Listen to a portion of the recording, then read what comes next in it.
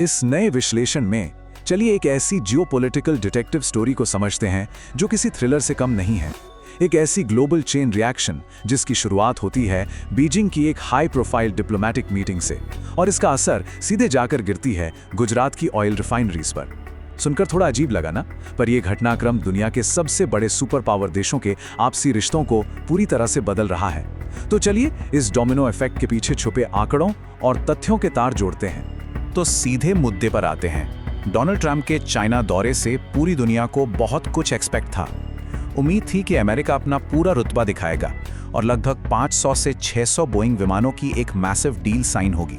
लेकिन रियलिटी बिल्कुल अलग निकली। डील हुई सिर्फ 250 ऑर्डर्स की, और सबसे बड़ा झटका, ताइवान के मुद्दे पर अमेरिका का रवैया बेहद डिफेंसिव और रणनीतिक रूप से बचाव वाला रहा। जो दौरा अमेरिका की ताकत दिखाने के लिए था, वो आंकड़ों और डिप्लोमेसी के नजरिए से लार्जली एक फेलियर साबित हुआ। और सच कहूं तो स्थिति तब और हैरान करने वाली हो जाती है जब ग्लोबल मीडिया ने एक बेहद चौंकाने वाला बयान रिपोर्ट किया। चाइना के राष्ट्रपति शी जिनपिंग ने खुलेआम कहा कि अमेरिका अब एक गिरती हुई शक्ति है, यानी डिक्लाइनिंग पावर है। पर यहाँ सबसे ज्यादा शॉकिंग बात क्या थी? रिपोर्ट्स बताती हैं कि डोनाल्ड ट्रंप ने भी इस बात पर अपनी सहमति जताई। अब सोचिए, शांति के इस दौर में किसी भी सुपर पावर के लिए ऐसे बयान सामने आना एक बहुत बड़ा सेटबैक है। इस एक इंसिडेंट ने पूरे एशिया में अनसर्टेनिटी और पैनिक का माहौल पैदा कर दिया। और इसका असर बिल्कुल एक डोमिनो इफेक्ट की तरह तुरंत दिखने लगा। क्वाड समिट, जो इन देशों की रणनीति के लिए एक अहम मंच है, लगातार डीले होने लगा। ऑस्ट्रेलिया और जापान जैसे जरूरी देश पैनिक में आ गए। उन्हें समझ आ गया कि अब सिर्फ अमेरिका पर निर्भर नहीं रहा जा सकता, इसलिए उन्होंने आपस में ही अपने डिफेंस रिलेशन स्ट्रॉन्ग करना शुरू कर दिए। यहां तक कि अमेरिकन प्रेसिडेंट ने एशिया के अपने दूसरे एलाइज की विजिट स्किप कर दी और सीधे वापस लौट गए। इस असमंजस भरी यूएस फॉरेन पॉलिसी को देखकर भारत के टॉप पॉलिसी मेकर्स की चिंता भी काफी बढ़ गई। अब आगे बढ़ते हैं और देखते हैं कि यह सिचुएशन कैसे और बिल्डअप होती है। इंडो पैसिफिक रीजन की इस टेंशन को देखकर अमेरिका को तुरंत एहसास हुआ कि डैमेज कंट्रोल की जरूरत है। Result, US secretariat of state Marco Rubio सीधे भारत आते हैं। उनकी इस विजिट का एक ही मकसद था, डिप्लोमैटिक डैमेज कंट्रोल। अमेरिका को किसी भी तरह भारत के साथ अपने रिश्तों को वापस पटरी पर लाना था, ताकि चाइना में हुए उस फेल्ड समिट की भरपाई की जा सके।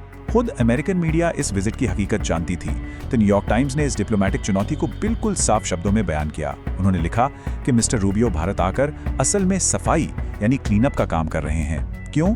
क्योंकि इससे ठीक पहले पिछले प्रशासन ने भारी टैरिफ्स लगाकर भारत की इकोनॉमी पर एक बड़ा प्रहार करने की कोशिश की थी। ये एक नॉन पार्टिजन न्यूट्रल ऑब्जर्वेशन है जो साफ दिखाता है कि मिस्टर रूबियो का मिशन कितना मुश्किल था। और ये ब्रिलियंटली इलिस्ट्रेट करता है कि उनके सामने कितनी रुकावटें थीं। ये कोई ऑर्डिनरी मीटिंग नहीं थी, इसके पीछे एक बहुत भारी हिस्टोरिकल बैगेज था। सोचिए, अमेरिका ने पहले भारत पर 50% के भारी टैरिफ्स थोप दिए थे, जो उस वक्त ग्लोबल लेवल पर सबसे ज्यादा थे। और दिलचस्प बात यह है कि ये टैरिफ सरकार ने खुद नहीं हटाए थे। इनको हटाने के लिए यूएस सुप्रीम कोर्ट को इंटरवीन करना पड़ा था। ऊपर से फेवरेट फील्ड मार्शल जैसी पुरानी डिसमिसिव टिप्पणियां।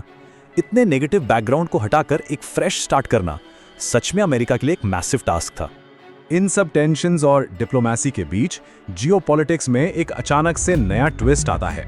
एक ऐसा सवाल जिसका जवाब इस पूरी कहानी का रुख मोड़ देता है। जरा सोचिए, भारत का सबसे नया और सबसे बड़ा ऑयल सप्लायर अचानक से कौन बन गया? अब इन डेटा पॉइंट्स पर ध्यान दीजिए, क्योंकि रिजल्ट सच में चौंकाने वाला है। मई महीने की सप्लाई में वेनेजुएला ने एक जबरदस्त छलांग लगाई।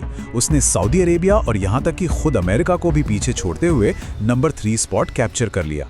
अचानक से वेनेजुएला, जिसके बारे में ज्यादा बात नहीं होती थी, वो भारत के लिए इतना इंपॉर्टेंट कैसे हो गया?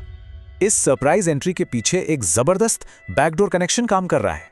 दरअसल वेनेजुएला के लीडर निकोलस मदुरो अब लगभग साइडलाइन हो चुके हैं, और इसके चलते वेनेजुएला के पूरे ऑयल ऑपरेशंस का कंट्रोल बहुत ही शांति से यूएस कंपनीज के हाथ में आ चुका है।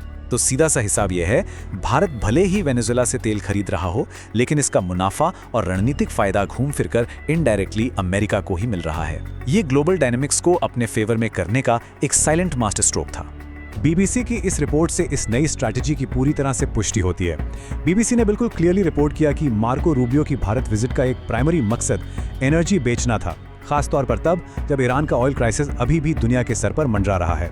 ये पूरी तरह से साफ करता है कि टैरिफ्स और पुरानी रंजिशों को भुलाकर अमेरिका जानबूझकर भारत के साथ एक सॉलिड इकोनॉमिक और एनर्जी अलायंस बनाने की कोशिश कर रहा था। पर सवाल यह है कि भारत के लिए ये डील इतनी बढ़िया क्यों है? यहाँ इकोनॉमिक्स बहुत सिंपल और क्लियर है। एक तरफ जहां दुनिया भर के क्रूड मार्केट में तेजी आने का डर है और आकलन लगाया जा रहा है कि प्राइसेस 100 से $120 पर बैरल तक शूटअप कर सकते हैं, वहीं दूसरी तरफ वेनेजुएला का क्रूड ऑयल मार्केट में एक मैसिव डिस्काउंट पर मिल रहा है।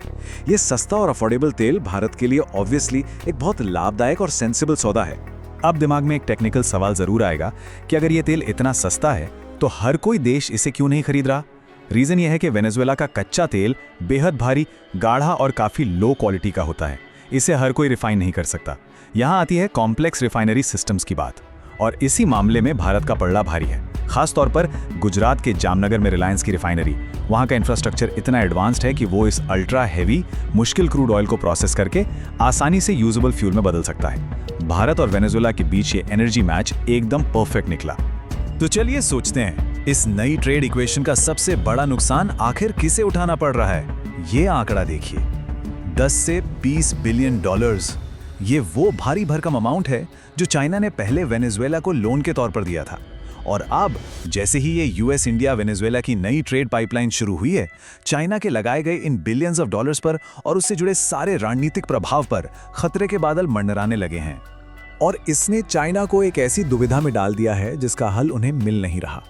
पहली बात, चीन इस नए सेटअप से बेहद सस्पिशियस और नाराज है, क्योंकि अब वेनेजुएला के oil rates practically American companies तय कर रही हैं।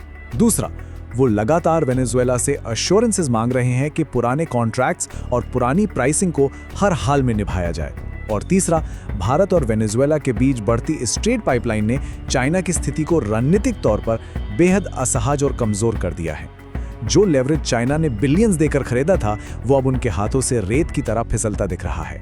अगर इस पूरे विश्लेषण का एक समरी निकाला जाए तो नतीजा सच में हैरत अंगेज है। बीजिंग में अमेरिका का जो डिप्लोमेटिक शो फेल हुआ था, उसने बिल्कुल अनजाने में ही भारत और अमेरिका के बीच एक बेहद मजबूत डेटा बैक्ड आर्थिक गठबंधन बना दिया।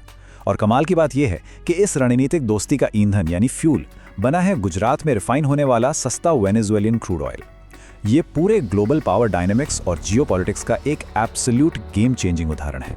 इस जियोपॉलिटिकल पजल को समझने के बाद एक सबसे बड़ा सवाल यही रह जाता है, क्या वेनेजुएला के सस्ते कच्चे तेल पर टिकी ये नई स्ट्रैटेजी वाकई में अमेरिका और भारत के रिश्तों को लॉन्ग टर्म सुरक्षा दे पाएगी?